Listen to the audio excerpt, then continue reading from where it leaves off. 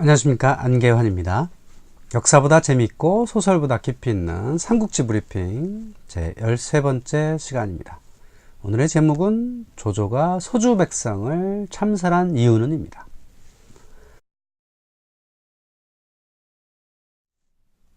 자, 동탁을 토벌하기 위한 18제후들의 노력은 무의로 끝났습니다. 원소를 맹정으로 했던 이 관동군들은 사실 동탁과 별 차이가 없었기 때문에 치열하게 싸워야 할 이유가 없었던 거죠. 하지만 조조는 자신의 병사들을 이끌고 동탁과 한판 붙었고 결국은 패하게 됩니다. 그 과정에서 자신의 고향인 진류로 이동해서 병사들을 모으게 됩니다.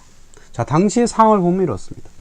한해 지역에 원소가 있었고 낙양에 동탁이 있었고, 낙양의 동탁은 천하제후들이 몰려들자 낙양을 불태우고 장안으로 이동합니다.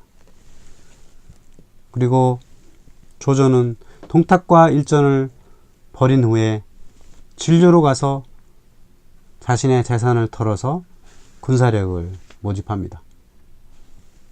북방에는 유주목 유가 있었고 공손찬이 있었죠. 그 다음에 공손찬의 휘하에 유비가 있었고, 유비는 서주로 이동하게 됩니다. 그리고 남방에 남양 지역에 원술이 있었는데 원술은 훗날 회하 지역으로 이동을 하게 됩니다. 조조는 흔히 이렇게 불리죠. 교현이라는 사람으로부터 인물평을 받게 되는데요. 평시의 영웅, 난세의 간웅, 이런 소리 듣죠. 우리가 흔히 조조를 간웅이라고 부르는 이유입니다. 자, 그렇다면 조조가 간웅을 불리게 되는 구체적 이유가 뭘까요? 바로 그 두 가지가 있습니다. 조조가 욕먹는 그 사건이죠. 첫 번째는 여백사 살해 사건입니다. 아버지의 친구인 여백사를 일가족을 몰살했던 일입니다. 자, 두 번째는 서주 백성 5만 명을 참살했던 일입니다. 자, 그렇다면 조조는 왜 서주 백성 5만 명을 참살하게 되었던 걸까요? 그 첫 번째 사건이었던 여백사 살해 사건은 이렇습니다. 동탁에게 패하고 고향인 진류로 가던 도중에 조조는 아버지 조승의 친구였던 여백사를 만나게 됩니다. 여백사는 조조를 아주 반가워해서 자신의 집으로 모셨습니다. 그리고 그곳에서 편의시도로 잠자리를 마련해 주었죠. 그리고 자신은 시장에 가서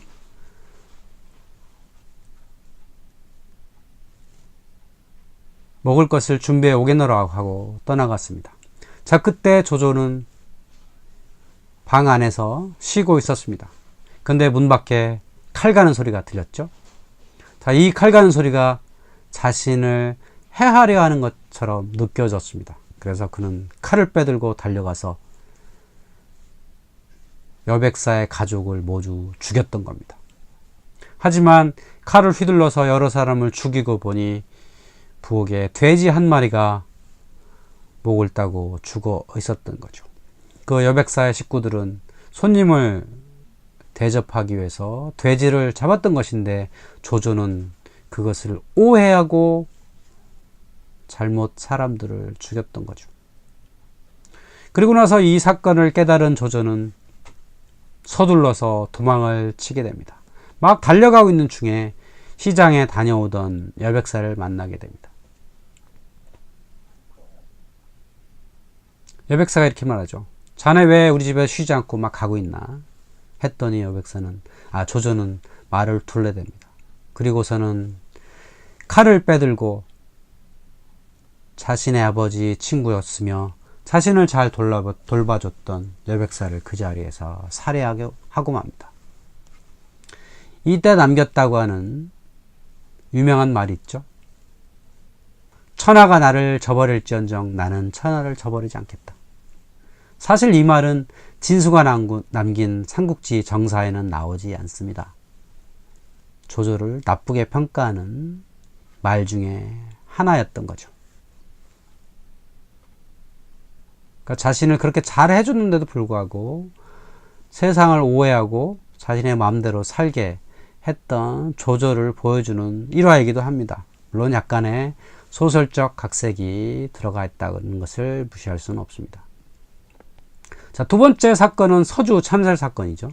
자, 이때 천하의 정세를 보면 조조는 진류에서 병사들을 모아서 청주에 가가지고 이때 공孙찬처럼 청주의 황건적을 토벌합니다. 그리고 나서 그 중에 일부 병사들을 골라서 자신의 청주병으로 삼죠. 그리고 유비가 있습니다. 유비는 공孫찬 휘하에 있다가 서주로 와서 도겸을 돕는 일을 하게 됩니다. 그리고 도겸이 죽자 도겸으로부터 서주 목자를 이어받습니다. 이때 소설상에서는 유비가 서주 목자리를 3번을 사양을 한 후에 받았다고 하죠. 네, 과연 3번씩이나 사양을 했을까요? 물론 재미상에 만들어진 소설적 이야기입니다. 그리고 여포가 있죠. 여포는 낙양에 있다가 장안에 있다가 그다음에 원소에 갔다가 다시 세상을 떠돌다가 자신의 병지병들을 이끌고 유비가 있는 서주에 와서 유비 밑에 잠시 있다가 또 유비를 배신하고 합비성을 또 차지하고 이런 일들을 반복하고 있었죠. 유비와 여포는 큰 세력을 차지하지는 못했지만 나름대로 세력의 패자게 되기 위해서 노력하던 그 당시였습니다. 이때 조조가 자신의 군사를 모아서 서주를 공략하게 되는데요. 서주를 공략하게 된 가장 중요한 이유는 자신의 아버지 조승을 서주에 있었던 장수에 의해서 살해되었던 일입니다.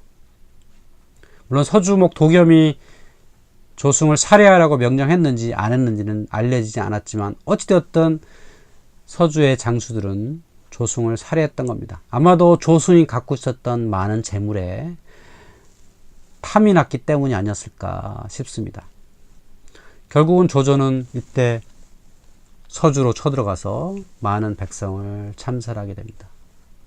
얼마나 많은 사람을 죽였던지 사람의 시체가 냇물을 막아서 그 냇물이 흐르지 않을 정도였다라고까지 합니다. 물론 조조의 행위가 상당히 좀 과한 경향이 없지 않아 있습니다. 군사들이야 싸움에서 이기면 죽일 수 있는 거지만 왜 무고한 백성들까지 그렇게 많이 죽여야 했을까요? 근데 돌이켜보면 당시에는 이런 일들이 흔히 있었습니다. 어떤 성을 공략했을 때 손쉽게 함락을 하면 그 백성들을 잘 살려주지만 만약에 몇 달 동안 농성을 하고 지속적으로 반항을 할 경우에는 이 성을 공략한 이후에는 그 안에 성 안에 살던 모든 사람들을 죽였던 일들이 많이 있었죠. 훗날 징기스칸은 이런 전략을 자주 썼습니다.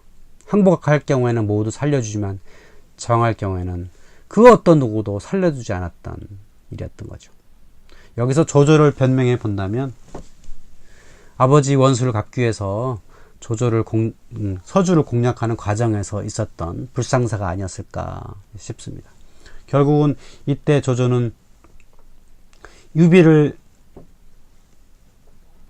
자신의 휘하로 삼고 또 여포를 포로로 잡은 이후에 그를 죽이게 됩니다. 이때 여포가 조조한테 사로잡힌 이후에 이렇게 말하죠.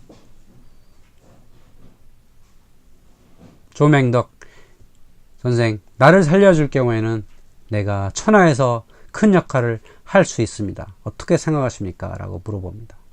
그때 조조는 옆에 보복하고 서 있던 유비한테 물어보죠. 자네는 어떻게 생각하나? 했더니 유비가 이렇게 말합니다.